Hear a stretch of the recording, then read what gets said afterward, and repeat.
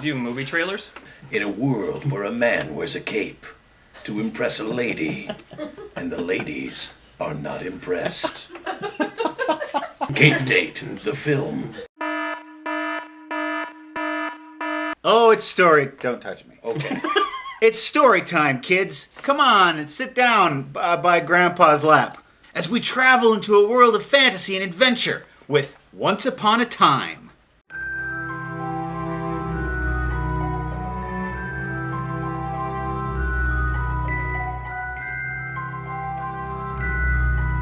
We're going to tell a story, and we're all going to get to tell it. One big long story that we all collaborate on Uh-huh. while we're drinking beer. Feel Harvey.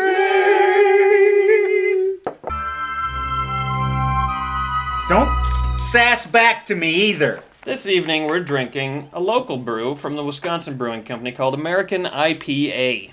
There's never been an IPA that we've had on the show that you haven't complained about. It's got that misery smell all pale ales have. It's a sad smell. I don't know why. I always associate the hops with sadness. Oh, that's nice. Yeah, it's not That's sharp. real nice. All the flavors are perfectly balanced. It's light, but it's robust. I take back my hasty opinion. This is actually delicious. The object of the game is to get rid of all your cards and then play your ending card, and that ends the story. Other players can interrupt you if they have a card that is something that you mention in your story. The person you interrupt has to draw another card. Many years ago, Once upon a time. The game is called Once Upon a Time, It's not a many game. years ago. Fucking The get it thing- right. Get the box. Wow. Wow, that's real attitude from a first time. Yeah. Once upon a upon a time, there lived a giant by the name of Boulders. Boulders had a secret. And that secret was he was frightened of fur, which was a problem because he came from a family of fur trappers. Young Boulders, whose family last name is also Boulders, and so his full name is Boulders, decided to seek his own fortune and strike a new. Be raising your Waffling. hands by now. Yeah. Okay, all right. Yeah. All right, so you draw a card and then it Yep. goes to you. He went out on the road, leading towards a small village. The townsfolk looked up at this giant in horror. A giant was lumbering into their village, and they sicked the wolves on him. The giant was afraid of fur, so these wolves were terrifying to him. He must be burned with flaming wolves. Start the fires! Start the fires. This is not unusual for them to start the wolves on fire. They were enchanted wolves. So the Okay. flaming wolves, sent by the people, chased the giant out to a miserable cave. The Boulders picked up Boulders, he was really good at that, and stuffed the whole entrance to the cave shut. Thus, the cave became Boulder's new home, and he decided to go exploring. There was all kinds of contraptions and things that dwarves probably built. Then he found a strange potion sitting on a table in one of the caves on a desk. Done his business on, and I'm telling a story. You're rambling, though. You're rambling, and the story's starting to not make sense. A cave with a desk in it. Boulders found an ancient scroll written in dwarven tongue. It told of a dwarven sword. That sword could defeat any animal and also defeat fire. To find the hidden sword by using a map. Magic sword that fights flaming animals. Yeah, who would want to have a smagic sword? I want a magic sword. On a pedestal was the sacred sword. He lifted it from the pedestal, and suddenly he felt a feeling that he had never felt in his entire life. That was courage. How did being courageous make him feel, though? It made him feel... You don't need to answer this question. He's trying to trick you. I know he is. Boulders raced up through the caverns. With a single punch, he burst through the wall of boulders. Objects broke. Yes! He broke the fuck out of those rocks. He had to get back to the village. He fell in love with the Leaf Princess. The Leaf Princess was so beautiful and so tiny. From now on, I shall be your prince. Both of us will be accepted at the town because we're both outcasts. Oh, so he rescued her, would you say? Rescued her because she had been imprisoned by the tree people. But now, having been freed by the horrible spell of the tree people. The spell of the tree people. God damn it! After she said, I give you this crown. And How are they feeling? When he received the crown, he felt like he was the luckiest giant in the world. They went to the town, which was very far away. And on their way there, they heard trees uprooting themselves. And there was trees uprooting themselves everywhere. And they went into the town, and the villagers now loved them. They got married, which was a transformation from single into married.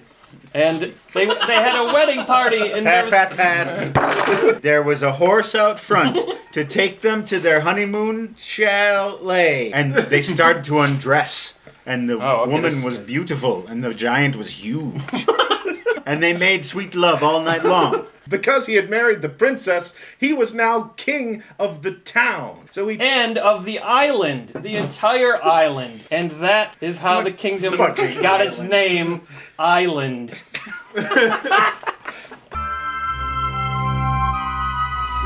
Hey, sucks! Boy, that felt good. It felt better than it should have.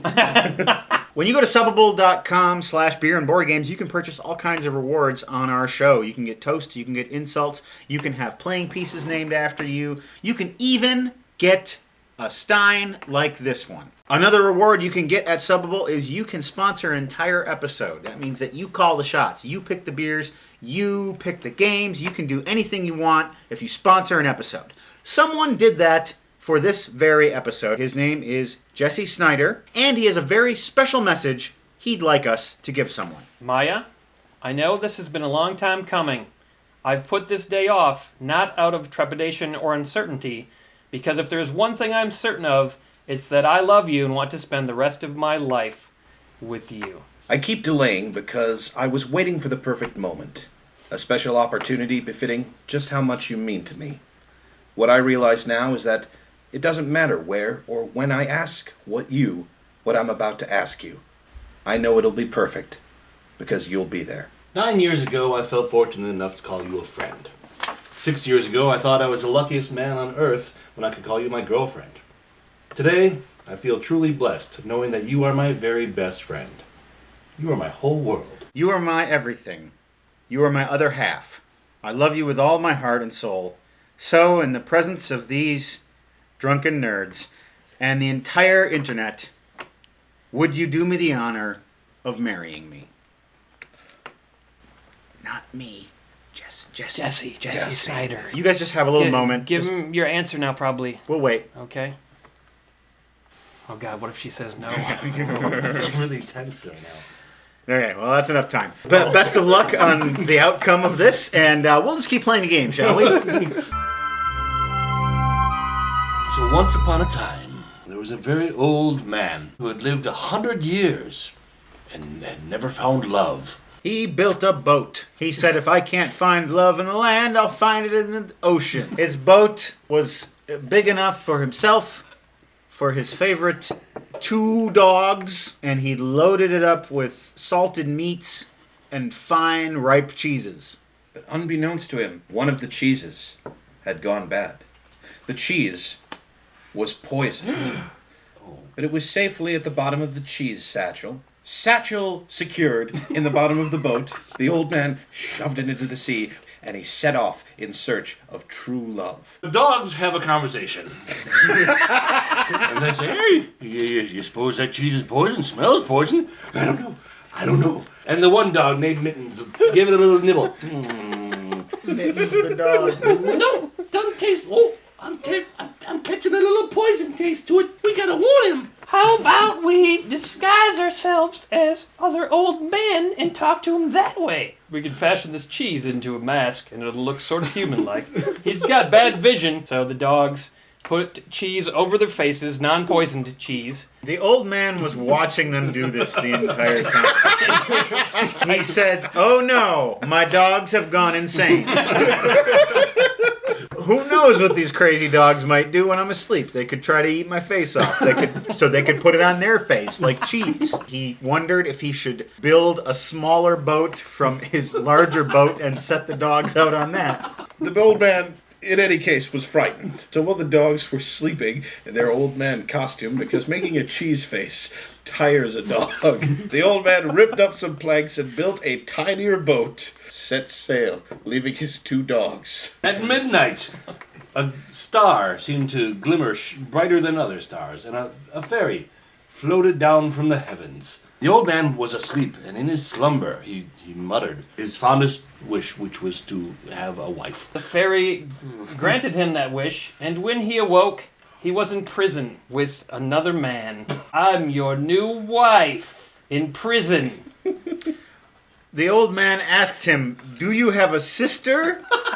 Where are my dogs?"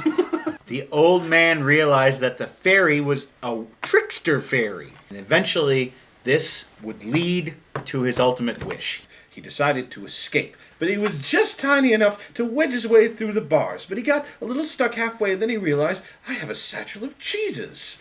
I shall rub the cheeses over my body, and their cheesy juices will lubricate me enough to pop through the bars. They were soft cheeses. His prison wife, delighted by this situation, helped him, rubbed him with the cheeses in order to lubricate him enough to grease him through the bars. And so, with a mighty shove and a pop, the old man escaped from prison. Which resulted in a chase as the local authorities came after him and began chasing him down the road. Along with his cheesy body, they apprehended him. And they blinded him. The old man said, "Oh, that fairy is quite a trickster. I have no more eyesight. How will I find the wife? Shit." He stumbled blindly into old ruins. Meanwhile, on the boat, Mittens and Gustav were having a fight. The old man in the ruins had found himself in a ruined tower. Maybe someone just happened to be up there. Maybe it was a woman. Maybe he'd fallen in love. He heard the sounds of an orphan singing. "Could this be the love that I seek? I don't know if she's of the age of consent. God damn it, I'm tired of this quest." And the woman said, "Who are you, you old, blind, cheesy man?" They may have stolen your sight, but you, like a thief, have stolen my heart. They embraced, and she gave him a kiss, tasting the poisoned cheese on her lips. She began to die. She said through her dying lips, "That's the reason I am imprisoned in this tower, because I have the ability to grant one wish. And if I can grant it to you, then I won't die." They were encased in a magical fire that did not burn them. And it turned them both into sheep. And they were very happy as sheep. It was magical fire that turned them into sheep.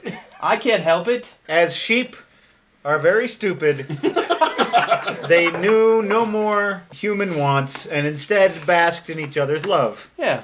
So they looked after it until she was old enough.